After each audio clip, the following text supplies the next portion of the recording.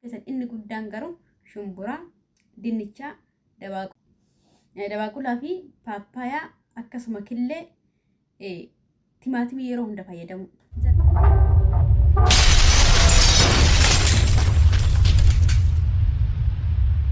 Assalamu alaikum warahmatullahi wabarakatuh. Ashama arkafuune warroon amantii biras jirtu hordoftoota kiyya qaqqaalii hunduma keessanuu bakkuma jirtanii fi akkuma jirtanitti nageenya gosanaa dhaqqabu jecha an asaantidha. Guyyaa hadhas viidiyoo haaraa tokko qabadhee isin dhufeetiin jira. Keessattuu viidiyoo dhangatti dalageetiin jedhetti warroonni harmi keessan jige yookiin sababbii garagaraa sababbii hosisaa ta'uu danda'a, sababbii dalagaa ta'uu danda'a. Waan furmaata isinii ta'a jedheetiin yaadu isin hojjedheetiin jira. Viidiyoo jala gaddeemtanii argachuu ilaaluu dandeettanii achirrattis namoonni hedduun gaafii gaafataa turanii anillee immoo waadaa isin seenetiin ture viidiyoo itti aanu irratti maal fayyadamtanii harma keessan xiqqaa akkamittiin ittiin guddifachuu dandeettan waan jedhu irratti namoonni hedduu harmi kiyya xiqqaadha maal nyaadhe yookiin immoo maal fayyadamee mana keessatti harma kiyya guddifachuu danda'a jedhanii na gaafataa turanii obboleeyyan kiyya viidiyoo kanarratti harma qofa osoo hin taane warroonni sheeppii bareedaa furdinni fayya qabeessa hubadhaa wantoonni kunniin waan keemikaala irraa bilisa ta'e waan keemikaala hin qabne qaama keessan fayya qabeessa ta'eetiin jedha waan isin furdisuu danda'u jechuudha. Irra caalatti immoo waa'ee harmaa irratti kan xiyyeeffatudha viidiyoon kiyya kahadha hamma xumuraatti ilaaluun hin raaffatina. Isa kaan viidiyoon isinii hojjedha isa kaan immoo tuyyuu dhumarratti afaanin irraa isinii hima warroonni haaraa dhuftan immoo naa dhufu baga nagaan dhuftanii maatii ta'uudhaanii mallattoo oolitti ragaa akkasuma viidiyoon kunoo isinii gammachiiseetiin kan jedhu taate obboleeyyan keessaniif sheerii godha piliis garuu seentanii laayikii osoo hin godhu viidiyoo kan daawwatu namoota hedduudha. Kan maatii ta'u immoo kalaayikii godhu namoota muraasa anaafis jajjabinna ta'a. Asumaan gara mata duree kiyya kadhatanitti isin dabarsa. Mee duraan dursee waa tokko viidiyoo tokko jedhee isin agarsiisa. Achi booda immoo tuyyuu afaaniin waa hedduurraa isin hima. Keessattuu warroonni shamarranii viidiyoo kana hanga xumuraatti dhageeffadha. Warroonni dhiirallee isin fayyada obboleettii qabaachuu dandeettanii haadha manaa qabaachuu dandeettanii karaa salphaadhaan mana keessan keessa teettanii harma keessan xiqqaa kan ta'e yeroo salphaa keessatti guddifachuu dandeettanii isin jedhaa na wajjin tura. Kina obboleeyyan kiyya akkuma argitanii inni kun shumburaadha. Hin akaawwamne hin bilchaanne dheedhima qopheeffattanii jechuudha. Akkasuma immoo tuyyuu inni kun aannanii inni kun immoo habbarashaa yookiin suunfaadha. Mi'a amma shumburaa kana koofna. Shumburaa kana sirriitti ho'istan yookaan immoo hin akooftan waanuma ta'e irratti yeroo tokko tokko kan akaawwame yookiin kan ho'ifametu gurguramaa isa argattaniitiin hin jettanii daakuu qofa malee ho'isuu fi akaawwuu hin xartanii jechuudha. Bifa kanaan yookaan immoo dheedhii mana qabdan akooftanii akkasitti erga waliin geettanii booda kinoo maashaallah nu akaayee xumureetiin jira bifa kanaatiin erga akooftanii akka waliin geettanii booda hin daaktanii mi'a amma daakee walitti deebina.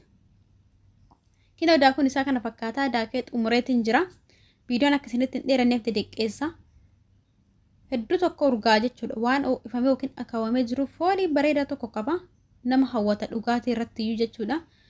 Muu dandeettanii aannanii akkuma ture isin jedhe aannan qopheeffatan kana burcuqqootti buufattanii jechuudha. Maaliif aannan wajjin fayyadamtanii waan ta'eef iyyuu aannanii kam argattan rakkoo tokko hin qabu. Aannanuma haa ta'u bichaan murteessan inni aannanuma ta'uu qofaadha. Mamma ergaan itti buufadhe booda maankaa lama daakuu kanatti dabaladhee ilaalaa jechuudha. Yoona hanqatettis nan dabaladhaa akkuma giyyaasa keessanii yookaan immoo haguma nama dhugdanii nama lama soo ta'e haguma nama lama nama sadi soo ta'e akkasuma jechuudha. Maankaa hagam fayyadamna hagam warroonni jettanii fi haguma isinii ga'uun fayyadamtan.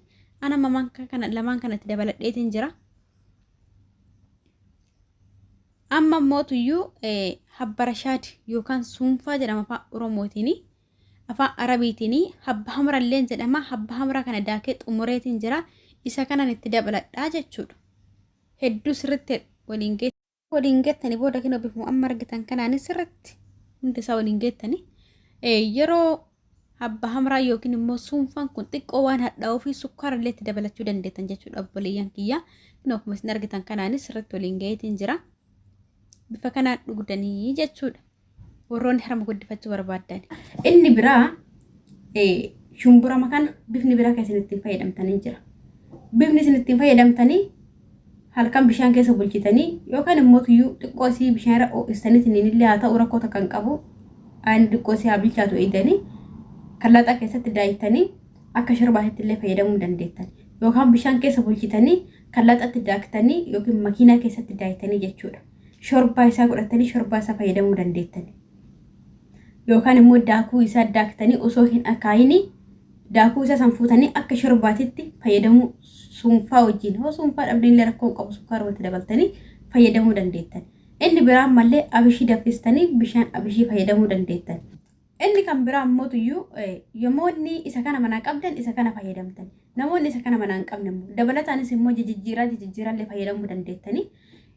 Keessattuu shamarran keenya yeroo mana arabaa keessa jiranii namoonni hedduun viidiyoon dalagee keessatti ni jedha irratti isa kana argadhe isa kana maraatti argadhu waan biraa deebisii nu dalagina jechaa turtan viidiyoo waa'ee furdinaa asirratti an dalaguyyuu kanaafini waa baay'ee isinii himuu barbaada bakka tokko walitti qabee viidiyoo kana keessatti fakkeenyaaf mootuyyuu wantoota bishaan qaban jechuudha wantoota bishaan uumamaan qaban fakkeenyaaf wantoota akka vaayitaamin C wantoota pirootiinii qabanii sanniin keessaa fakkeenyaaf timaatimii dinnicha namoonni akka salphatti ilaala waan biyya keenya keessatti bakka hundatti ga'uu fi akka salphatti ilaaluu dandeettan dinnichaan garuu hedduu tokko qaama keenyaa fi faayidaa guddaa qaba harma irratti sanuu harma guddisuu irratti dinnichaan faayidaa guddaa qaba akka hin fayyadamtan dinnichaa qoolumaan affeeltanii osoo fayyadamtanii keessattuu galgala si ganama fa'a osoo fayyadamtanii hedduu tokko faayidaa qaba jechuudha dinnichaa fayyadama. Dinnicha qooluma wajjin affeeluudhaanii bifa kana yoo fayyadamtan harma hedduu tokko gaariidha. Inni biraa paappaayyaa akkasuma immoo dabaaqula namni kennan tuffata dabaaqulli kosii irratti kan ga'u sanidha. Namoonni hedduun akka salphatti ilaala. Inni garuu bifoonni isin fayyadamtanii fakkeenyaaf shunkurtii yaani qolollataniitumaan erga hojjettanii booda osoo asirra gootanii dhuydanii hedduu tokko dabaaqulli furdina qaama sheeppii duubaa kana bareechisuu fi harma guddisuu irratti gahee guddaa qaba jechuudha. Inni biraan mootuyyuu biyya arabaa kana keessatti boxxiq kan jedhanii san jechuudha. Inni sunillee asirratti illee osoo fayyadamtanii waan bishaan uumamaa qabu waan ta'eef waan bishaan qabu wantoota sila ataakiltii ta'e yookiin immoo kuduraa ta'e hunduma isaatiyyuu waan bishaan uumamaa qabu osoo fayyadamtanii harma keessaniif hedduu tokko filatamaadha jechuudha. Kanaafuu boxxiqa isaan jedhan sanillee asira godhaatii irraa fayyadamaa isin jechuun barbaada. Karaa hedduun harma keenya karaa salphaa ta'e yeroo gabaabaa keessatti ittiin guddisuu dandeettan jechuudha. Parsantii dhibbara dhibba hordoo ittiin amana akka isin fayyadamtoonni nama isin jedhe kunniin isinummaan har'a fayyadamtanii bor fayyadamtanii iftaan dhiisuu osoo hin taane seera yoo itti fayyadamtan taate hedduu tokko faayidaa qaba. Akkasuma mootuyyuu aannan mana arabaa keessa jiru aannanuma aadii fireeshii kan osoo hin taane aannan daakuu san jechuudha. Niidoo jedhaniin isaan yookaan immoo haliib paawudarii jedhaniin isisan daffistanii shaayii keessa keettanii osoo dhugdanii morma keessan kana fa'a yeroo roon morma keessan qal'atu tanaan turallee raasni haaseetiin jira akkasuma fuulli keessanii harmaafillee hedduu gaariidha kanatti illee fayyadamaa isin jechuun barbaada. Xiyyeeffannoo keessan inni guddaan garuu shumburaa, dinnichaa, dabaaqulaa fi paappaayyaa akkasuma killee timaatimii yeroo hunda fayyadamu. Jara kanneen fayyadamnaan isin formaata yeroo dhiyoo keessatti argitu yookiin torbetti guyyaa 2-3 osoo hin taane kaa deddeebi'aatii fayyadama. Hunduu deddeebisaa keessadha kan bu'aan isaa argamu. Irraa fayyadama fayyaa argadha isin jechuun barbaada. Warroonni gaafilana biraa qabdan suuta isin deebisa. Viidiyoon guyyaadhaatti qabadheetiin dhufe kana fakkaata ture akka isin gammachiisisu akka irraa fayyadamtan illee abdii qaba. Laayikii godhaa maatii ta'a warri maatiin ta'inii hiriyoota keessaniif sheer godhaatii qoqqooda.